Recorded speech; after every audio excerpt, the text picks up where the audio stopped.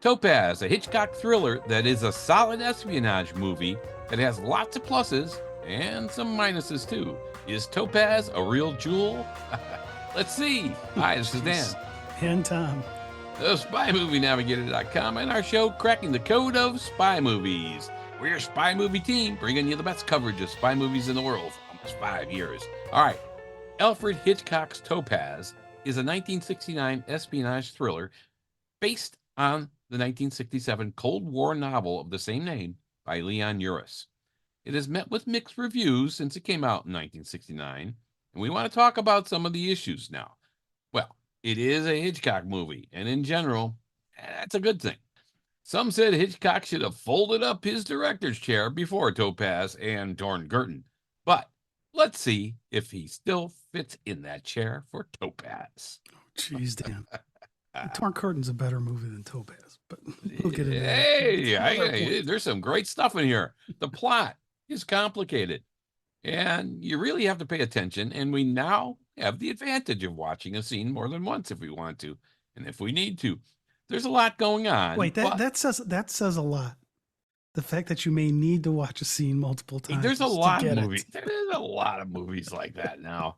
I mean, try to keep up with Mission Impossible, Dead Reckoning. Man. All right, but the plot, based on the Cuban Missile Crisis, which was a real world event in October 1962, it was a direct and extremely volatile, dangerous confrontation between the United States and the Soviet Union during the Cold War. So this was real. It was based on this. It was as close to a real nuclear conflict at that time as we have seen to date between these two superpowers. And of course, the rest of the world, one way or another, would have been drawn into this conflict. This movie is based on the novel, as we said, by Leon Uris, which is based on the real life espionage that was happening between these two superpowers at the time. The movie's not a documentary, nor is it stating that it's mostly true, what they're showing in the movie. Obviously, it's fiction, some of it. But what is true is that there was a real Cuban Missile Crisis, and this movie, taking its liberties, delivers a story about the espionage that went on behind the scenes. For me, Dan, this was interesting because I love how they bring some of the realities of the situation that allow the liberties they take feel more plausible. I'm going to talk about this more a little bit later. I did want to say the Cuban Missile Crisis, I was only 2 months old when it happened, but I had an awesome teacher in high school that covered this thing. And when he went through this and we did that whole thing, it was frightening. So I can't imagine what it would have been like being alive then, dealing with what was happening with this and the magnitude of what could have gone wrong. Oh, it was a very tense time in the world when this was going on. No one knew what was going to happen next. And the threat of a nuclear war was very, very real. All right. Now, here in this movie, basically, the agents of the United States are gathering intelligence that says that offensive weapons are being assembled in Cuba that could easily strike the United States of America. One American spy is friends with a French spy, and he solicits his help in trying to sort through and determine the real facts so that the United States could protect itself from potential attack, only 90 miles away from the United States' southern shore. And to do what they could do to get these offensive weapons out of Cuba as soon as possible without causing, like we said, World War III, a nuclear one. Topaz. Yeah, now, Dan, you say 90 miles. They likely weren't going to drop a bomb on Fort Lauderdale. They would have gone up a little further north to be able to get No, but the coast is only 90 miles away. That's how close Cuba is to the United States. So that's pretty scary. And it was a scary time. Okay, so Dan, you talked about the setup of what's behind this movie. Yeah. And you also mentioned there's some pluses and minuses. So why don't we start with the pluses? Yeah, there's plenty of pluses in this movie. Yeah, I mean, and the first thing here for me was the visual style. You see this and you know it's a Hitchcock movie. Yeah, you could have the sound off and you know Hitch did this. Yeah. And you've got this innovative and stylish direction. There's a scene in like a cafeteria or cafe, something like that. And I mean, instantly it just screams to you the scene in North by Northwest. Yeah. When they're in the cafeteria by Mount Rushmore. It's Yep. just like, this is Hitchcock. It features Hitchcock's signature storytelling, his visual use of storytelling, his suspenseful sequences, although sometimes not as suspenseful as we sometimes get in his movie. And part of that's because of the script. But then we also get interesting and unique camera angles here, these close-ups that come out of nowhere, the sweeps. I mean, visually, this is a really good movie to watch. The winner. Visually, it's The sets are solid and, you know, a little bit period piece for us. Now, granted, they filmed it in 69. It was supposed to be 62. So making it a period piece is pretty easy. But if you think about it, the concept of two powers potentially coming into nuclear war, that's still valid today. yeah, exactly. So the movie has reference, even though it was good then, and we'll talk about the box office stuff. The content of the movie and what's going on in the movie is very topical today. No question about it. I mean, another good thing about the movie, I think, is that we see the world. We get to travel to several places in the world, including Copenhagen, Wiesbaden, West Germany, Virginia, Paris, New York City, Washington, D.C., and Cuba. I'm going to say Cuba in quotes because Cuba was shot in the studio for obvious reasons. 1969, we weren't going to Cuba.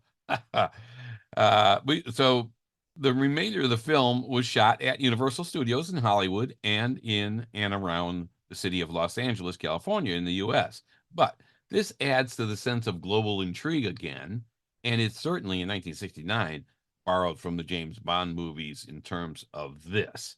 So this is a story, again, not a documentary. So certainly Bond influenced, I think, some of the places they went. Well, it's not just the places they went. One of the things about Bond movies that we kind of like is that Bond has to interact with people from around the world. Yeah. And in this movie, they've got agents from two different countries that have to work together, somebody from France and from somebody from the US. Yeah. Now, in the James Bond series, we're used to seeing the American Felix Leiter working with the British James Bond. So I think this bringing in the agents from the different parts of the globe makes the world a little bit tighter and more integrated. And I just think it's a really good way to close the world in a little bit on us. And really, it makes it more realistic because in the spy world, allies did exchange information and did help each other in these spy related missions. So, yeah, I liked it too. I thought that was good. All right. The other thing is we mentioned the plot. It's a complicated plot, but it is an intriguing plot. The film revolves around Cold War espionage and political intrigue, which appealed to audiences certainly who lived through the Cuban Missile Crisis when John F. Kennedy was president of the United States, and those who are interested in spy movies and perhaps real life events that included spying, real spying, and real espionage. The key here in Topaz is that this is an espionage movie, a true espionage movie. And it's an espionage movie, not an action movie made to look like an espionage movie. Right. Yeah. You get the feeling from that jump that there's going to be tension between the United States and the Soviet Union, but we get the immediate sense that real espionage, real spying is going on here, not fancy cars and gadgets. There were some beautiful women, however, but you get the idea. This is a spy movie, espionage movie. Really, it has its dark side. We see true violence. We see death and blood. We see frustration and depths of despair. But it's not the spy who came in from the cold type of movie, really. But it has some elements of it in it. And some of, I think, Tinker Tailor Soldier Spy as well. Yeah, I would agree with that. And I also think you said there were no gadgets, but I thought there were some nice espionage tactics used. I didn't rely on gadgets. Yeah. I mean, there was this character called Thomas, who I guess was as close as you could come to a Q in this movie, right? And his gadgets were real world things. Yeah. I mean, some of the things they did from an espionage perspective was they had a very well executed dead drop. Yeah. When we talked to Andrew Bustamante, who was a real live CIA operative, he talked about how often dead drops are used and how you always choose a different location for the dead drop. And they used a really nice, effective dead drop here in this movie. Yeah, they did. That was great. There's also a camera hidden inside sandwiches and also inside of a chicken. I Yeah. mean, so that was kind of cool. And it also had tapes or film hidden in typewriter spools and book bindings. And there was even a microdot in this thing. I Yeah. mean, I mean, we, that's all great stuff, really. I mean, I love the dead drop. The dead drop was great. It's a tried and true spy technique. Even the brush by drop, there was one in this movie as oh, that's well right. in the beginning, right in New York. I mean, that was excellent, excellent Well, spy stuff, real with stuff. Roscoe Lee Brown. Gotta love that guy. Yeah, yeah. So, and we saw Microdot, of course, used in Mission Impossible 3 with the Microdot that Lindsay Ferris sent to Ethan Hunt. I mean, Microdot's been around a long time, but here they're using it in this movie in 1969. Pretty cool. Well, it's interesting because I don't see it a ton in spy movies, and you would think they would use them because it's a great way to transmit a bunch of data innocuously. It's just a dot on a piece of paper. Yeah. You know, Easily hidden. yeah, Yeah. absolutely. Yeah. And in this movie, there's really no tongue-in-cheek one-liners. There's few moments of relaxation, and it moves both slowly and quickly. We say that because you will see that at times it seems to drag a little. It's a 2 hour and 23-minute movie, they say, which is a long movie. It could have been trimmed up a bit. And then other times it is moving fast and you can get lost and you got to pay attention. Say, Yeah, let me stop you for a second on that time because you kind of hedged on the time. Mhm. IMDb lists this as a 2 hour and 23-minute movie, which would put it just a little bit shorter than the longest James Bond movies of Casino Royale, Spectre, and No Time to Die. And also, we have to remember that Mission Impossible Dead Reckoning Part 1 Ooh. came in at a whopping 2 hours and 43 minutes, just Yeah, like yeah. No Time to Die. Yeah, they're dropping part 1 now. Yeah. Now, anyways, the IMDb number, I'm not sure where they're getting it from because we watched this on Amazon Prime Yeah. and it only comes in at 2 hours and 5 minutes. So I don't know what happened to the 18 minutes, or did IMDb make a mistake on that? Now it's Well, possible Amazon cut it. I think there were multiple endings filmed too, were there? Yeah, there were. So just like if you remember the 1985 movie Clue, Yeah. there were multiple endings made for the movie Clue, and depending on what theater you saw it in, you might get a different ending than someone who saw it in a different theater because they Okay. played the different ending. Now we do know that Topaz had multiple endings, hmm and they put them on the DVD set. So I'm wondering if the 2 hours and 23 minutes is the 2 hour and 5 minute movie we saw plus the other endings, Yeah. because on Amazon Prime you get one ending with it. Yeah. So to me, even at 2 hours and 5 minutes, I thought it was way too long for what the story is. And I know Hitchcock didn't like the story, and I can see why. This thing definitely needed some trimming up on the script. Yeah, I like the story. The story is not the problem, but I agree on the trimming. And yeah, I think with the cuts that they did make, and I think they actually cut 20 minutes out of this movie already before they put it out. And one ending, I think the runtime is in the movie, like you said, maybe 2 hours and 5 minutes, 2 hours, 7 minutes, something like that. And so but I'm okay with the story. If you like a real spy movie, meaning you want to see what real spying is might be like, this is a movie that is more realistic than the popular spy action movies we see now, and certainly more sober and somber than the previous 6 James Bond movies up to 1969 that were out. So Yeah, I totally agree with you there. But I will say, this does not make me want to sign up to be a spy. I mean, there are some really terrible situations spies get put in.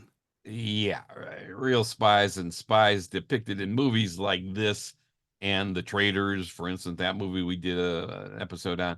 It's not glamorous or fun, though Devereaux did have some fun in this movie with Juanita, and there were others having some fun too, but that wasn't the tone of the movie. I think, granted, some people will hate this movie. It was not all that successful at the box office. On its release, it grossed just under $4 million, they say, in the US and Canada, but you get different numbers in different places on this. And I've read that it's the only Hitchcock movie not to post a profit. I mean, I haven't Yeah. tracked that down, but I read it in at least 2 different places. Well, Okay, it research was it was a Hitchcock failure at the box office. There's no question about that. It's they said that Universal had a $4 million budget to make this movie, which I believe it was the largest budget of any Hitchcock movie to date. And most say that they took in about 3.8 million at the box office. So yeah, they would have lost money on this movie. So yeah, not good. Not good. Yeah, now that doesn't mean that even though it didn't make a profit, doesn't mean it's a bad movie. Right. So let's look at a real highlight in some eyes, and that would be the acting. I mean, they've Yeah. got some really solid actors here. They've got Frederick Stafford, Danny Robin, John Vernon, Karen Dorr, Michel Piccolo, Philippe Noiret, John Forsythe. So these are some named actors. A heavy skew towards non-American International. actors. Yeah, yeah. No, I mean it is. It's heavily skewed towards international actors Yeah. and not American actors or big. I mean, one of the a lot of the critics of this movie say, hey, there weren't any big Hollywood stars in the movie like Cary Grant or Ingrid Bergman or whatever. There were a lot of the international stars who were excellent, though. Like you're saying, they're excellent in the movie, and I think they were real and believable. Yeah, and I really do like this cast. Yeah. I mean, I like the international flavor to it. And to me, any movie that's got Roscoe Lee Brown in it is likely to have some promise. I think that guy's fantastic. Now, that said, in today's culture, if this movie came out today, there would be people complaining about cultural appropriation. So, German actress Karen Dorr, who we know from You Only Live Twice, the James Bond movie, she plays a Cuban here. Mhm. The Canadian actor John Vernon also plays a Cuban. So today this casting might cause them a problem, but it works for the movie. Yeah, I didn't get that. Well, They right played it now, off pretty well, I thought. well, right now, they would tell you need to hire a Cuban actor or actress to play a Cuban. You Yeah. can't take a German actress and make her Cuban. You can't take a Canadian guy. Man, they've done that all the time in the movies. Today that comes off in the press. Now, Yeah. whether it's right or not is a different story. My Yeah. comment here is that today they might get flack for this casting. I thought the casting worked very well. Yeah, I did too. Guessing, I thought was Yeah, terrific. now, and I can't see John Vernon without thinking of Dean Wormer in Animal House. I mean, whenever that guy comes on the screen, I don't care what movie it is. It's like Animal, it's Dean Wormer. Now, here he looks very different because he has a beard and a mustache and looks more rugged than what Dean Wormer did. But when All he right. comes on the screen, it's Dean Wormer. All right, Wormer's a good one. I was so into the movie I didn't think of that, but now I won't be able to do that again. I'll be thinking of him as Wormer. And Dora, yeah, I mean she played Helga Brandt in You Only Live Twice. I mean 2 years before this, so I thought she was stunning in this movie. Right? And you get to hear her voice in this one. In You Yeah. Only Live Twice, they dubbed her. Yeah. A lot of dubbing in the Ian production movies. Yep. Sometimes I don't know why. All right. And of course, with the acting is the directing. It is a Hitchcock movie, and yeah, Hitchcock makes his famous cameo in it, probably around the 28-minute mark, and it's an odd appearance. It's an airport scene, and he's being pushed around by a nurse in a wheelchair, and then he sees a guy. He stands up and walks off with him. What? It's like, who knows? But in 1969, though, Hitchcock won Best Director Award for Topaz from the National Board of Review. So he got some recognition for You know, his cameos, one of the traits of these things is whenever there's a crowd scene, I pause. Yeah. Pause the movie. I start saying, okay. And on that airport scene, as that scene started, I'm like, this is going to be the scene he's in. Yeah. And there he is. And he And- put himself in earlier in the movies, he said, because he didn't want to distract the audience who was always looking for him, like Yep. you were. I was. Well, I paused the movie. I'm like, okay, this is going to be a pay attention here.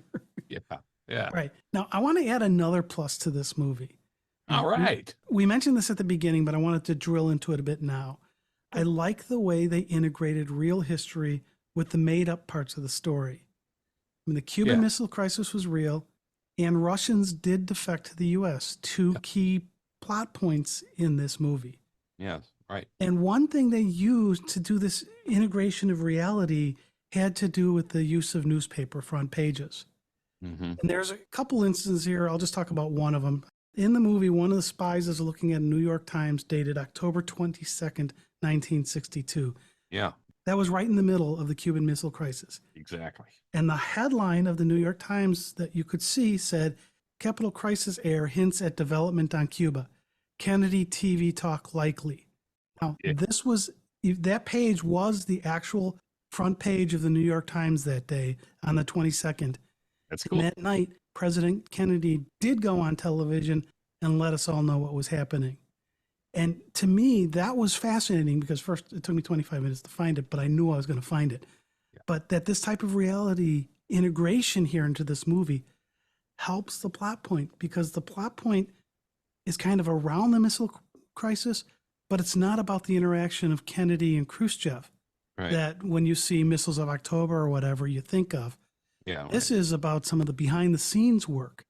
Yeah. And Yeah. I that, like that. That's a good point. and that newspaper front page brought Kennedy's name into this thing, and it was a real front page from 7 years before they made this movie. And I just Yeah. thought that was really a great way to tie things together. Yeah. That's cool. Now, another thing they did that I really liked with this is they integrated footage from around that time. There's some great footage of Fidel Castro at what looks like to be a rally, Yeah. and it includes a shot of Che Guevara. This was a type of reality it was great to see. It brought you to the time. Those Yeah. were real people. They weren't actors you saw. Even if like me, I was too young to really know what this was, it ties you into that. Now, that said, if the events of this movie were really happening on October 22nd, like they're telling us, some of the fake events I didn't think were integrated enough for my liking. It was nice that that stuff was there to pull me in. I mean, the story pokes around the missile crisis, but it doesn't hit you as hard as we really were hit when this thing went on. Yeah, that's a good point. I think you're right on that last point. In reality, it was a nightmare for the world when it was happening. Really could have been a nuclear World War III, and we will get to the ending too, which I want to talk about. But yeah, I think you're right. It danced around the entire crisis, but that was the focal point of the underlying focal point of the movie. But I think you're right. They spent a lot of time on other things around it, but it was good. I like. All right, Okay, there's so some let's. there's some negatives in this movie. Yeah, I mean, you think? I mean, first of all, the commercial and critical recognition it got, that reception wasn't real warm. Topaz did not perform as well commercially, like we mentioned, or critically as some of Hitchcock's earlier works. It received mixed reviews, and its box office performance, as mentioned, was relatively modest at just under $4 million in the US. So it lost money, US and Canada. And there were some pacing issues. Yes, definitely. Some viewers and critics noted pacing issues in the film, with certain segments feeling slow and less engaging compared to other Hitchcock classics. There aren't the blood curdling moments we have become accustomed to in Hitchcock movies, but we have to say there are some moments where you think you know what is going to happen and it might happen, but you are tense nonetheless. So, in that sense, Hitchcock, as he has done so often before, is letting us, the audience, participate in the action. I mean, we think we know what is going to happen and we're waiting for it. Sometimes we may be wrong, but sometimes we're right. And that creates suspense for us, the viewers, which he's a master of. This is the power of anticipation, and we are now part of it in the movie. That part, I think, was brilliant. This is a good thing in this movie. As Hitchcock once said, make the audience suffer as much as possible. And he also said there is no terror in the bang, only in the anticipation of it. That's it. It's the buildup. It's not the Yeah. event itself. Yeah, so yeah, there's some pacing issues in the movie, and quite frankly, I was okay with the pacing except for the end, which reminded me of, I don't know, someone eating a delicious meal at a regular pace and then just decides to scarf it all down as soon as possible in a moment, and it's gone. And it's like, wait a minute, what's going on here? That's how the movie ended. Not with an appetizer, a meal, and a dessert, but bam, the meal's over, and so the movie is over. This is my single biggest critique of the movie. Really, is the abrupt ending of it. Like like, oh, you're gonna wrap this thing up. Well, to me, it kind of felt like it had two endings, but you know, and to me, there also was not This as is the one they much. picked. Yeah, but no, it's not even. That's not even that. I'll talk about that in a few minutes. But there really wasn't that much tension for me. I mean, if it wasn't for some of the camera shots and some of the visual stuff we talked about before, I don't know that I would have picked up that this was a Hitchcock movie. At points with the pacing, it didn't feel like one of his. It visually was looked like one of his, but the pacing didn't really make it feel like it was one of his. Yeah, see, but what I said about what I said a minute ago, I think is still true. That we were drawn into some of those scenes where we think we know what's going to happen, and then it may happen, and it does happen, but we're anticipating it. Like he said, that's the anticipation that draws you into it, and I did like some of those elements. Yeah, see, But for me, the tension wasn't Hitchcockian, but that brings us to another miss, and it dovetails exactly on what I was just saying, yeah, and yeah, that is a comparison to Hitchcock's earlier works. yeah, Hitchcock had created such a string of successful movies in the years leading up to Topaz. I yeah. mean, we had Psycho, Vertigo, North by Northwest, and then all the rest of his spy movies: The 39 Steps, Secret Agent, The Man Who Knew Too Much Twice, Great stuff. Notorious. I mean, some critics and audiences found Topaz to be less memorable in comparison. Okay, I can see Would that. this have been more successful if Hitch didn't have his name to it? Kind of wonder. Mm, mm. I mean, maybe it's less memorable for some reasons compared to the classics, but it's still a decent espionage movie. It's believable and real feeling. Yeah, you get a real feeling. Yeah, Yeah, so maybe, you said you can kind of guess what's going to happen, yeah. but you do get involved in the movie, which is what movie magic's all about. Yeah, I think that's the magic of this movie. Yeah, you're going to compare it to other Hitchcock movies, but at this point, yeah, maybe if Hitchcock's name wasn't on this thing, it would have been more successful. Because there's like, hey, you did all this other stuff, which is fabulous. Yeah, the Not every movie is anticipation of going to what be an equal. yeah, the anticipation of what a Hitchcock movie is doesn't come to play here in the plot. Yeah, and let's talk about the plot.